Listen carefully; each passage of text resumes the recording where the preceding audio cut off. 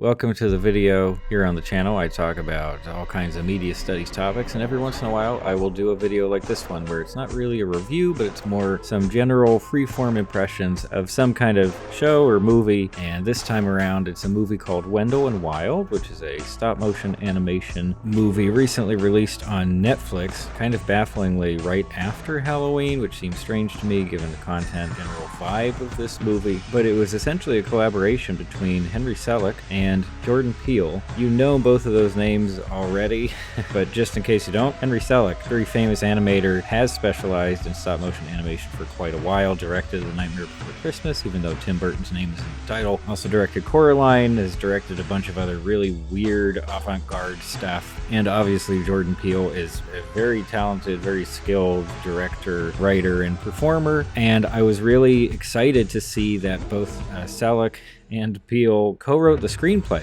for this movie based on a book, but they wrote the darn thing. That's actually pretty neat, and by pretty much all counts it seems like they've done a very good job, at least in my opinion. But before we really get into the meat, I will let you know sort of the general vibe I guess of the movie, and certainly the premise, as well as give a few notes on who it seems to be for in terms of audience, and then I'll just start going through all kinds of talking points as I see fit. So the premise: there is a girl named Kat, and her parents are dead. I won't tell you how they died. It's not a spoiler, I promise. It's the setup to the movie. They died. She continues to have just a rough upbringing in the hands of, like, the state, I guess. We have a time jump, and all of a sudden she's a teenager. She's coming back to her old town of Rustbank, which is a very good name for a town. It epitomizes sort of the core conflict of the movie, at least the conflict outside of our lead character. And I also just kind of assume that it's like a sideways reference to the Rust Belt here in the US, which is sort of a loose area where there was previously a bunch of industry and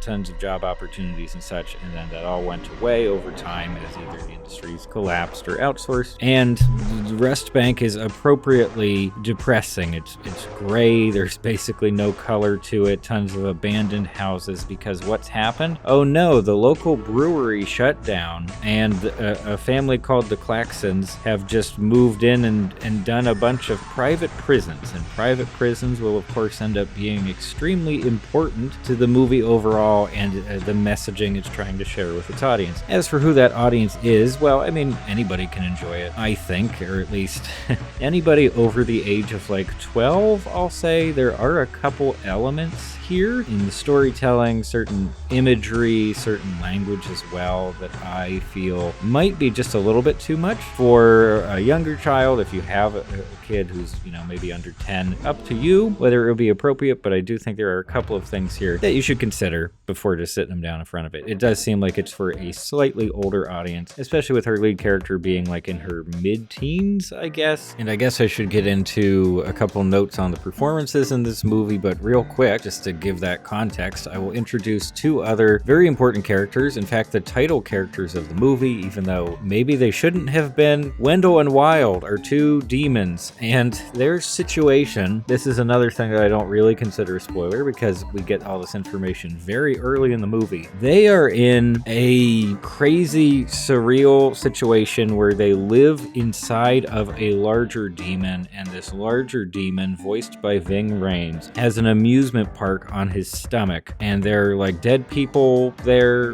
like their souls are at the amusement park, and I can't tell whether or not they're having fun or like whether they're supposed to be having fun, and it's their job to plant hair plugs in the giant demon's skull. And meanwhile, they have their own dream to open up their own amusement park for some reason.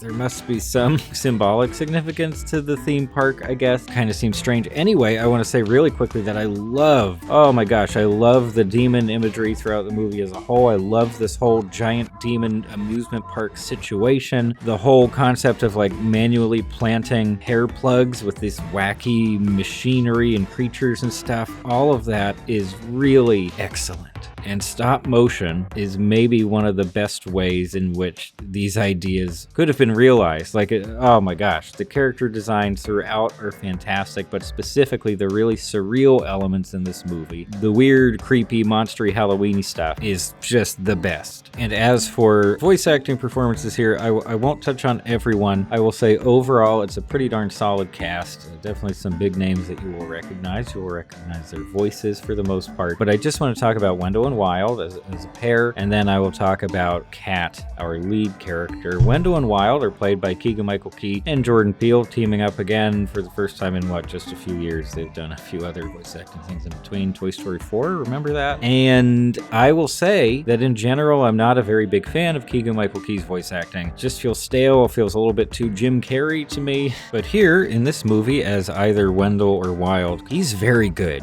Like, it's toned down a decent degree from his normal voice acting performance. Really, really solid. I was very impressed. And then for Jordan Peele's part, maybe predictably, it is a very good performance, really solid. And as a pair, like working with each other, I'm so happy that these characters didn't come across as overly annoying or just utterly stupid. They are kind of dumb and they are kind of sinister, sort of, but they're not evil and they're not over the top. And somehow that works in the context of this pretty crazy looking world. Okay, so then there's Kat. I am not a big fan of the performance in our lead role. I feel like it goes over the line into the territory of noticeably bad, even to someone like me, who I'm not a professional voice actor or even a regular actor, but I would like to think that I can kind of tell when something's off. And in this case, pretty much every line that came out of Kat's mouth, maybe not, okay, a lot of lines that came out of Kat's mouth, I just kept getting this feeling of, oh, that doesn't sound right. Like I wasn't getting the right meaning from the words that were being said because of the choice of delivery. Boy, oh boy, this is really only going to translate for people who have seen the movie, but there's a moment, I remember this very specifically, when Kat is responding sort of like negatively. She's kind of brushing off something that another character is saying. And the line is, as in like MMM. It's just a sound. And the way that she does it here is like, like vaguely positive, acknowledging, when it really felt like it should have been delivered, you know, like dismissive, like, oh, Jesus Christ, why do I gotta deal with this?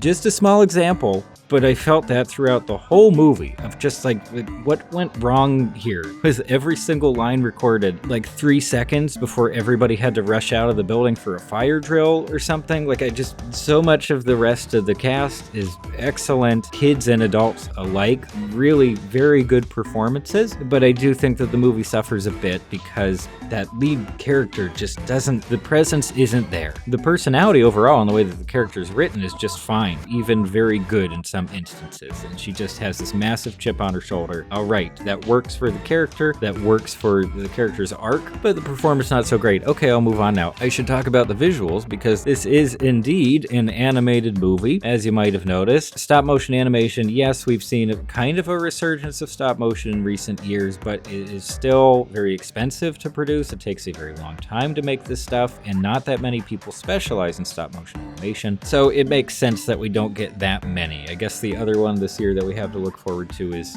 Pinocchio, the Del Toro Pinocchio. I don't know if this really needs to be said, especially if you've seen a trailer for the movie, or even just watching this video, you've seen plenty of trailer footage. This is a great looking movie. I'll try to elaborate, but that is the big headline. It just looks fantastic. My one potential critique, I guess, in terms of the overall art direction is that it feels maybe a little bit too similar to not only just some major stop motion animated movies we've gotten over the last 10, 15, 20 years, but specifically to the other major Henry Selick directed stop motion animated movies, Nightmare and Coraline, where it's just like, it kind of feels like the same look in a lot of different ways, and specifically the angularity of a lot of character designs. Maybe it's just a personal thing. Please feel free to disagree with me on that point, but in general, a very good looking movie. I love the environments. Everything feels like it's working very well with each other in that regard. The Rust Bank does indeed look like a Rust Bank, as I talked about earlier. And then, I don't know, if anything, maybe I would have wished for some more time spent in Demon World, or just in general other unearthly environments, because that's where the creativity really shines. And there's so many ideas, and you do get more color, even though that doesn't necessarily make it more joyful or upbeat. Very good looking movie. Sorry that I don't have too much else to say there, but whatever the production studio was, I guess it wasn't Leica, because isn't Leica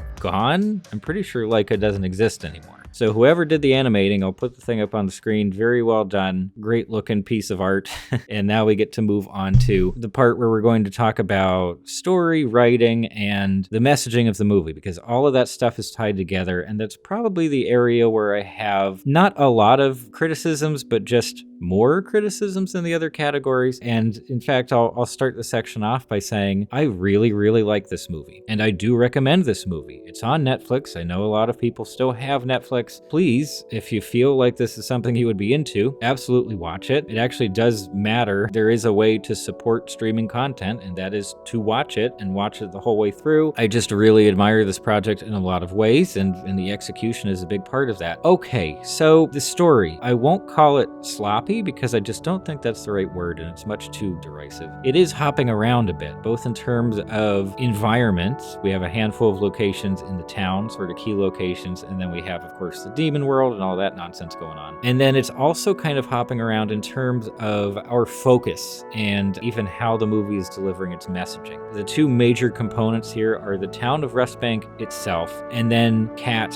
herself. So Kat needs to have her own character arc throughout the course of the movie. That essentially ends up being a sort of kind of typical coming of age self-actualization deal that doesn't quite feel earned, or at least in certain segments, but I'll talk about that in a moment. And then the town itself, kind of a restorative narrative, because of course within the first few minutes of the first act we see the town's decline from pretty darn active and interesting and healthy to just total urban decay and just miserable, and it's just a ghost town. So the town itself has its own arc. It needs to be restored. They need to kick out the development of the big giant mega prison that they really want to build. I don't know. I guess people could potentially say that this is like the villains of the evil business people who want to build a bad thing that would be bad for the community. That's not exactly new, right? Especially in like the 90s, even going back to the 80s with Poltergeist. There were plenty of storylines of like the evil business person who had specific ties to land development. Poltergeist, as I mentioned. What else? Dr. Dolittle 2 with Eddie Murphy, Little Bigfoot, Woody Woodpecker movie, the live action one, the Hey Arnold movie. We've seen a lot of that before, and I give this a pass because it's a different version of it, and because the movie is being very upfront about its messaging, which I'll just get to already. The movie wants to tell you about the evils of private prisons, which is quite a task for any movie meant to be children's entertainment, even if it's specifically for adolescents. That's a big topic. It's an important topic. And on top of that, the movie has to do that without ever once putting the camera inside a private prison within this world. Like, we just hear stuff from other characters. There's even an assumption, I might go so far to say, that the audience knows something already. It's not treating the audience like, well, little kids. It's not treating the audience like dummies. They're like, hey, you might have heard of this thing before, or you're already very aware of it, and yep, we're gonna be talking about this. It's one of the very first lines of the movie where I think it's the dad who says, like, I told him we need more beer and less private prisons. Okay. A little bit blunt, maybe slightly clumsy, but okay, that's what the movie wants to talk about. And then, of course, like, yeah, it is broader than that. It is also talking about community organization, certainly talking about racial and gender-based discrimination. It's all in there. And I know that some people get skeeved out when they hear, they're like, oh, it's going to talk about all these progressive things. Either they think like, I don't want to hear about all that, or they think, oh, it's going to be done in a very clumsy way. And we have seen that in a lot of big giant Hollywood movies. And this time around, maybe it helps that it's a much smaller project. Maybe it helps that the specific people involved made the movie. I think it works pretty much 100% of the time. Certainly the larger, broader messaging about urban planning and healthy communities, and specifically the whole private prison thing, I think that stuff works pretty darn well. But hey, what about that other arc that I was talking about, that other major component of the movie with Kat just as a character and her becoming herself essentially, and really feeling comfortable in her identity, and also kind of making peace with the whole situation with her parents. And for me, that stuff did kind of feel clumsy. That stuff did kind of feel off kilter for a lot of the movie, despite the fact that we're spending a great deal of the movie with Kat. A lot of scenes of just her alone, or maybe one other character. She's the reason Wendell and Wild come up to the surface and do things and make the movie happen. And they do give her those moments towards the end, multiple moments, where she'll just say things that sound like empowering, that sound like she's made the arc, she's completed the arc.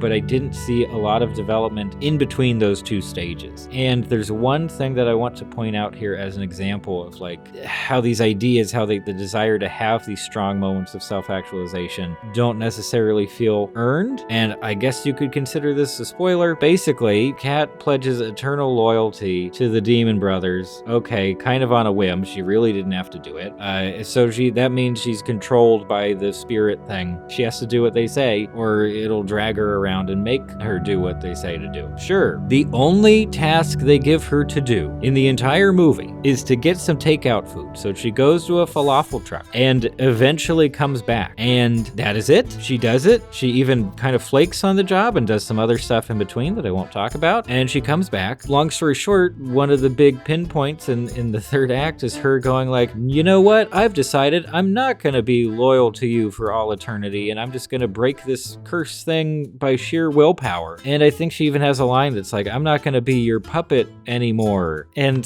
then that's it. And then she's good to go. It's like, Kat, like, man, you got some falafel. Like, this isn't... Maybe if she had somehow been pledged to the demons without her knowledge when she was very small for whatever reason, or like she got tricked into it, and we saw many different scenes where she was only doing a bad thing because this is her obligation, but that didn't happen. It was just this weird, like, maybe 20-minute span of the movie where we're supposed to feel like, oh, she's being controlled, and okay, this is representative of like her larger situation, and she doesn't have a strong self-identity yet, or she's not making connections with people. But no, none of that was there. And outside of that whole debacle, I just didn't get a strong sense that Kat was growing. Felt very one note. She does do a handful of things in the movie, although plenty of other characters actually do most of the important stuff, which is a bit strange. But yeah, that's just kind of the one squeaky wheel on the whole thing, I guess, for me. And still, not a huge criticism. Like, that didn't really get in the way of my